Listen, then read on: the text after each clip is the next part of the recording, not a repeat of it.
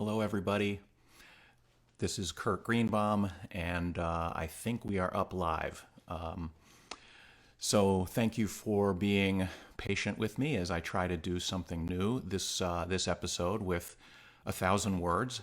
This is a little live webcast I'm trying to throw out into the world because it's something I can do. I can't play the guitar. I can't play the piano. I'm not going to sit around cooking for you, but I do like to write, and I do like to talk about good writing. So hopefully this is something we can do together. What we're going to talk about today is a story that ran in the New York Times a couple of Sundays ago. This is the April 5th edition of the New York Times, and the story we're going to look at was on the bottom of the front page. It's this one here. The Silent Killer of 1918, a Philadelphia story. The story ran on the front page, as I said, on April 5th, and I thought we could talk just a minute about what the story was about before we get into the writing that I want to focus on. As you know, the Spanish flu pandemic, killed many thousands, millions in the latter part of 1919. And what this story is really taking a look at is it's contrasting the Philadelphia of that era with the Philadelphia today. As you may know, in that time, Philadelphia was among the cities that had the highest incidence of Spanish flu and death because of Spanish flu. And what we're looking at now is a very different story. I'll contrast from what the story was talking about with where I live here in St. Louis. In St. Louis at that time, in 1918,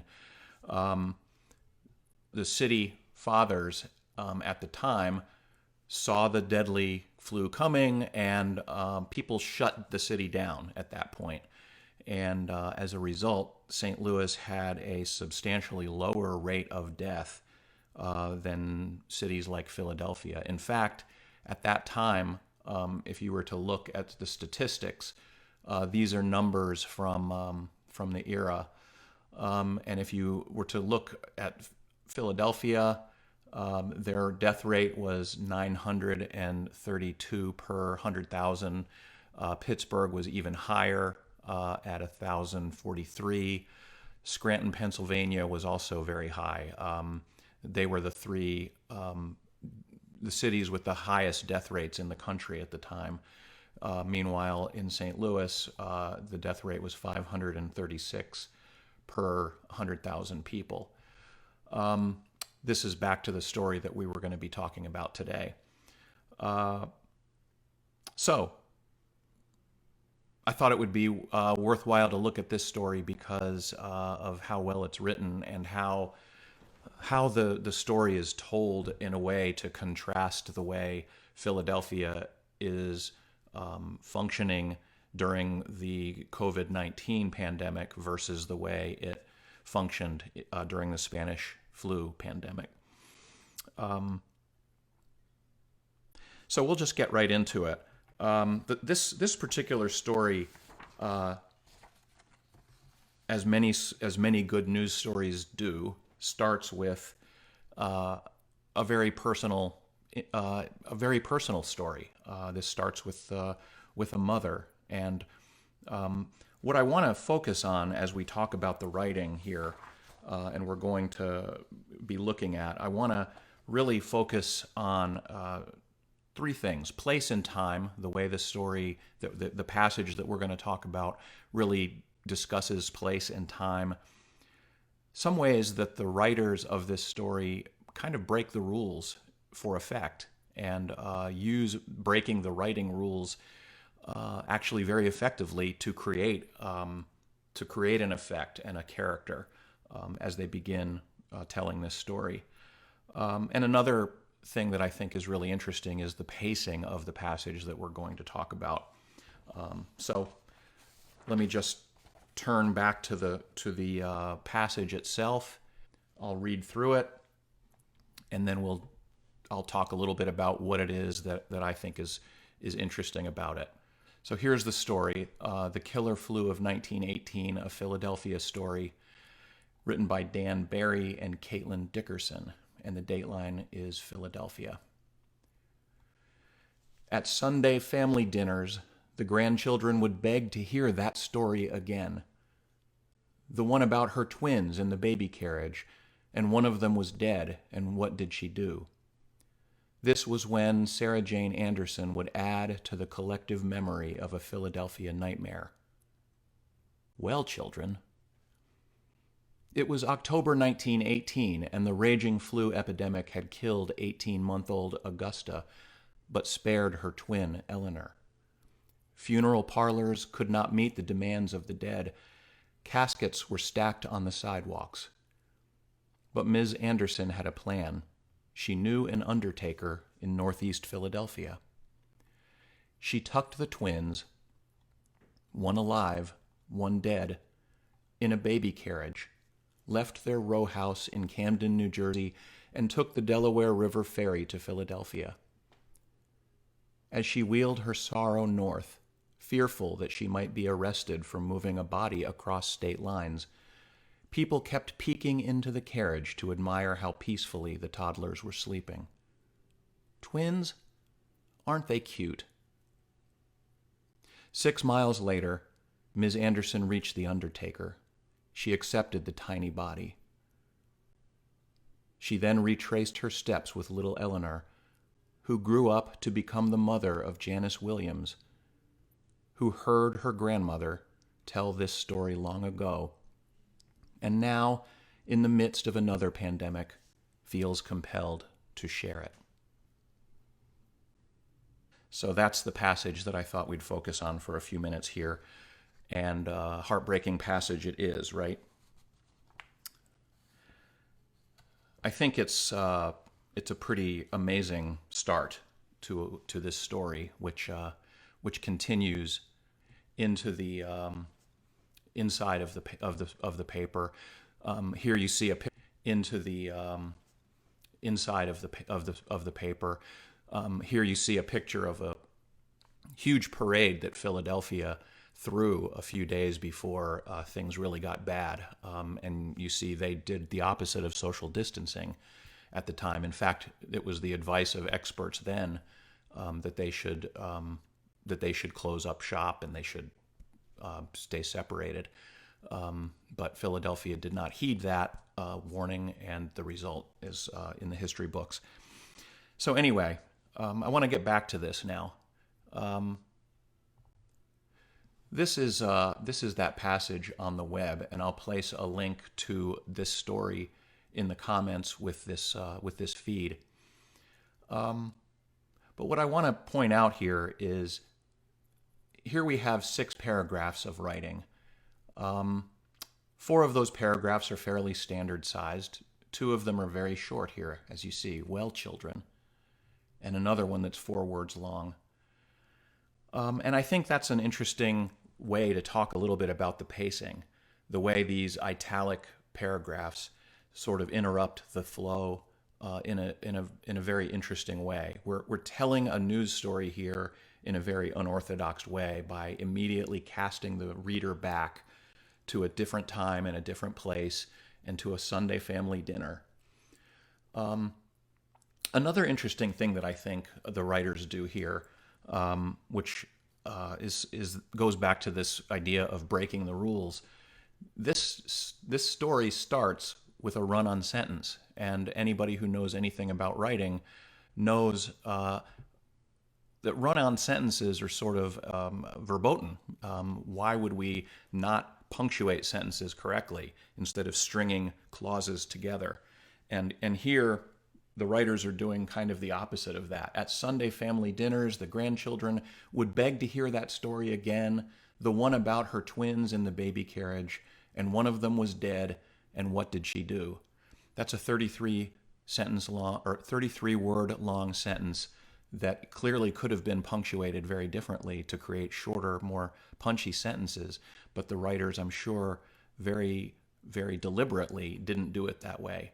The writers are creating characters here. The character of the grandchildren around the Sunday dinner table, speaking the way grandchildren might speak. Tell us that story, Grandma. Tell us the one about the two babies in the baby carriage. The writers also don't spare us with euphemisms. Nobody passed away in this passage.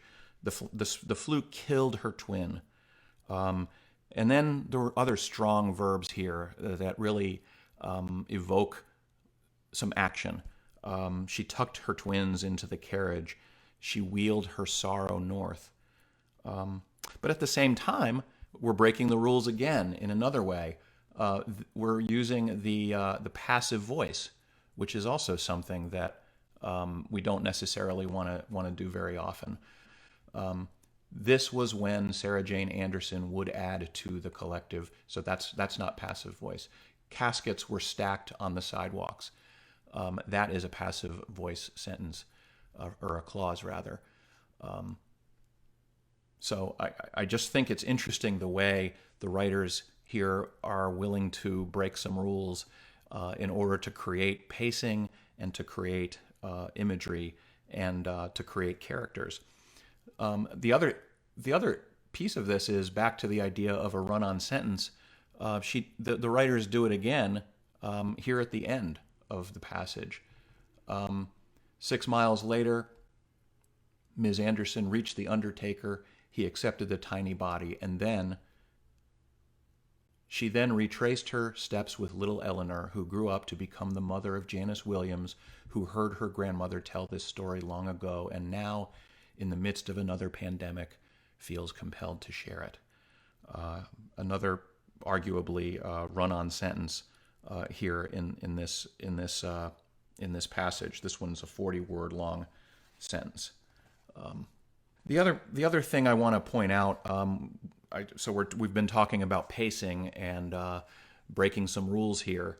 I think the pacing is really lovely and it's very evocative. I also love the way that there's little details in here that cast us back to a different time, a different place. So we're looking at a time and a place where Ms. Anderson had to walk 6 miles after taking the ferry. And we're looking at a time and a place where you put 18-month-old babies in a baby carriage. We're not talking about a stroller here. We're talking about something that's a term that would be more apropos for that era. And we're talking about crossing the Delaware in a ferry, whereas people who live in Philadelphia know there are multitudes of bridges that'll cross the Delaware River now.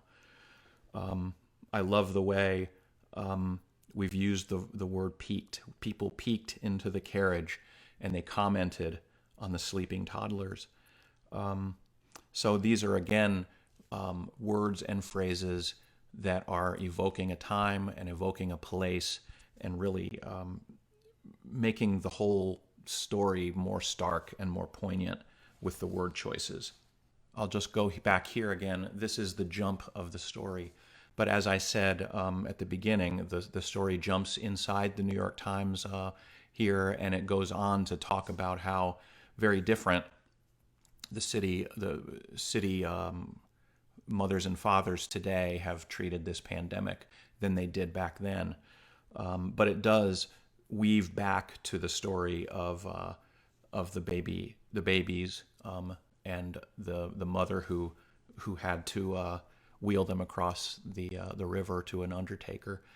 It goes back to speak about the granddaughter, people like Ms. Williams, who remembers those Sunday dinners of the 1940s when she and other children would swarm around their plump grandmother, Sarah Jane Anderson, who had had a hard life and who loved to play Chinese checkers, begging her to tell the story again. It always began with, the baby was very sick and the baby died, as if her grief were stipulated. So that's the story. That's the writing that I wanted to highlight for you all. I will leave it there, and I appreciate you taking a few minutes to take a look at this.